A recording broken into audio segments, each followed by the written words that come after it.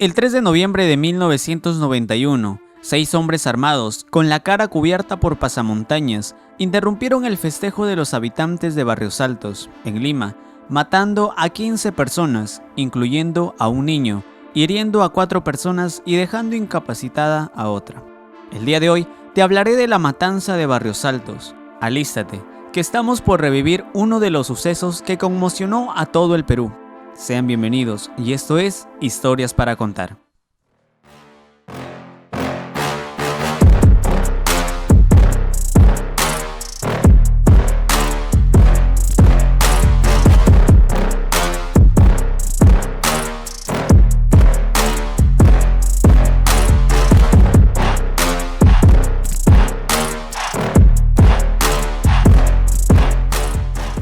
La noche del 3 de noviembre de 1991, la historia del Perú cambió para siempre.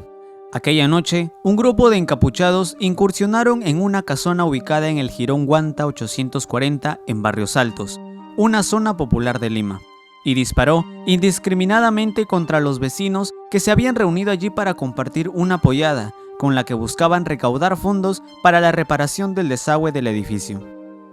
Los asaltantes fueron miembros del llamado Grupo Colina, quienes los confundieron con integrantes de la guerrilla maoísta de Sendero Luminoso. 15 personas murieron y 4 resultaron heridas. Rosa Rojas, una sobreviviente de aquella fatídica noche, relata lo siguiente. Habíamos organizado una pollada para conseguir la plata para reparar el desagüe, porque por ahí salía mucha suciedad y era donde jugaban mis hijos. Entraron esos hombres y gritaron los perros al suelo. Yo eché a correr, pensando que todos los demás harían lo mismo, pero de repente me vi corriendo sola. Cuando pedía desesperada ayuda a otras vecinas de la zona, de repente comenzaron a sonar los disparos. A partir de ese momento, su única preocupación fue encontrar a su marido y al pequeño Javier. Primero, dio con su esposo, tirado boca abajo, con los ojos abiertos como mirándola. Después encontró a su hijo, pero se resistió a aceptar su muerte. Solo acerté a cargarlo. Lo llevó en brazos hasta que llegó a un edificio policial cercano a pedir ayuda. Ellos me conocían y me dijeron, déjalo, tu hijo está muerto, cuenta entre lágrimas. Esta supuso la primera acción del Grupo Colina, un escuadrón integrado por oficiales y suboficiales del ejército que ya habían tenido experiencia en la realización de ejecuciones extrajudiciales.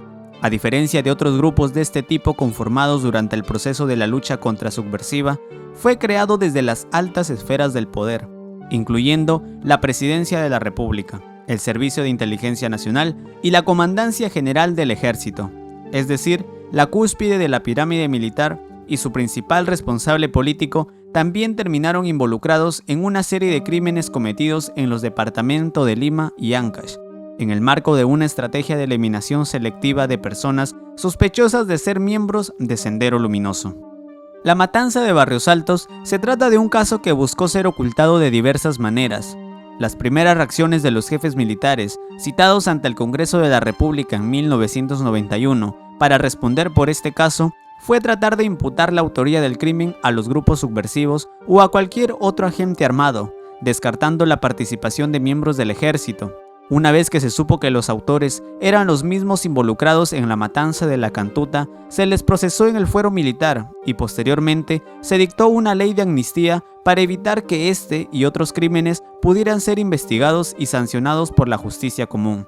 A ello se suma la campaña de los medios vinculados al régimen para calificar como terroristas a las víctimas de estos hechos. Y años más tarde, una sala de la Corte Suprema de Justicia intentó rebajar las penas por estos hechos, lo que tuvo que ser revertido gracias al seguimiento del Sistema Interamericano de Derechos Humanos.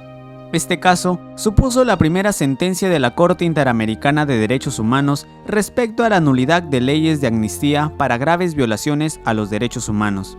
Con el fallo dictado en 2001, la Corte Interamericana de Derechos Humanos abrió una línea jurisprudencial que ha sido ratificada en sentencias emitidas para distintos países de la región, señalando que este tipo de normas no pueden aplicarse para evitar la investigación y sanción de crímenes execrables, más aún en hechos como los ocurridos en Barrios Altos, que han sido calificados también como crímenes de lesa humanidad. Durante los últimos 15 años, la jurisprudencia y la doctrina ha sido más clara en esta materia. Asimismo, se trata de uno de los casos que supuso la más alta condena de Alberto Fujimori. Durante el impecable proceso judicial que se siguió al personaje que gobernó el país entre 1990 y 2000, se demostró el conocimiento y consentimiento que tenía hacia las actividades emprendidas por el destacamento Colina. Asimismo, al calificarse accesoriamente este asesinato como un crimen de lesa humanidad, se evita que el exmandatario busque refugiarse en cualquier figura legal para tratar de evadir su condena. Todavía hoy sigue siendo una figura que divide a los peruanos. Sus partidarios lo ven como el presidente que derrotó a Sendero Luminoso y enderezó la economía del país. Sus detractores recuerdan sus crímenes y denuncian un supuesto trato de favor en prisión. Después de más de 30 años, estamos ante un hecho que no trajo nada positivo a la lucha contra los grupos terroristas, como lo fueron Sendero Luminoso y el MRTA.